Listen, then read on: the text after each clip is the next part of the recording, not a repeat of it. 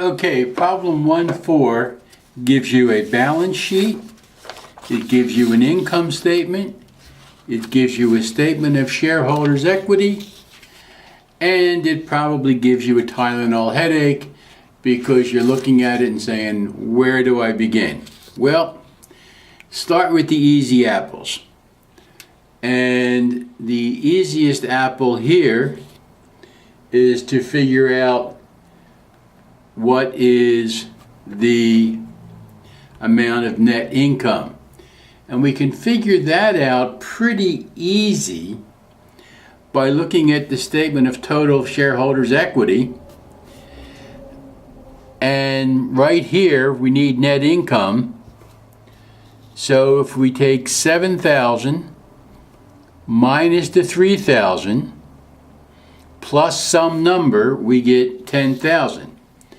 So 7,000 minus 3,000 equals 4,000. 4,000 plus some number equals 10. And because they told us that the ending balance of retained earning is 10, so X here has to be $6,000. So net income is $6,000. So that actually gives us a good place to start because now we know a bunch of things. So we have that. So weird as it is, we started the problem by solving for letter C. Now, where else can we use net income? Oh, here we go.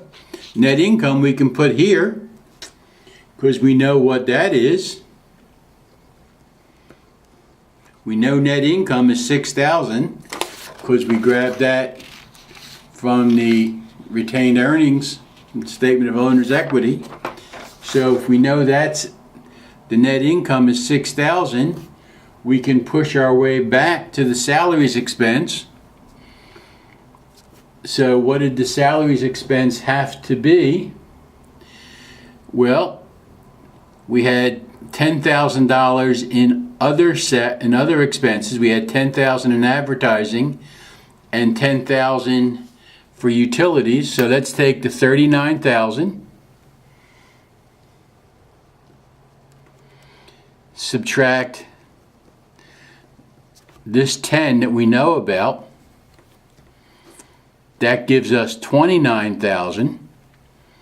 So salaries expense would be 29,000 minus X equals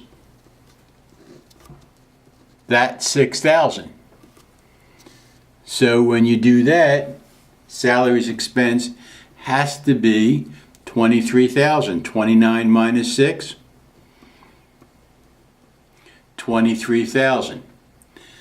So now we have A, B, C. Now we have to go through and take a look. Oh, here's another freebie. We know that this has to equal this.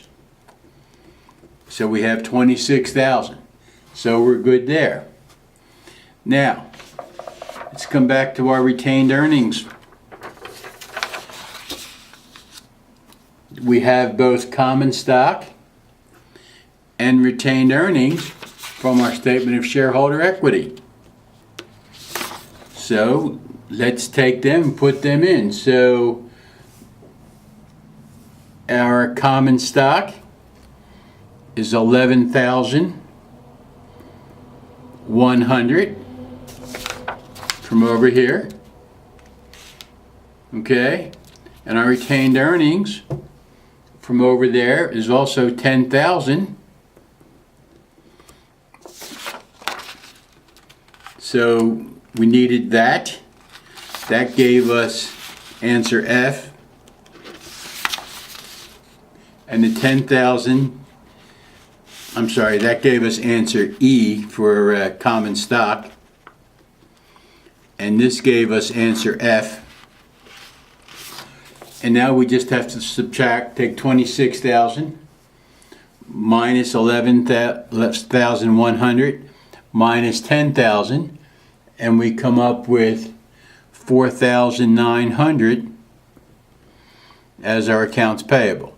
So as you've seen before, and as we've talked about many times, the problem is not the math. The math was really simple. You had no problems with that.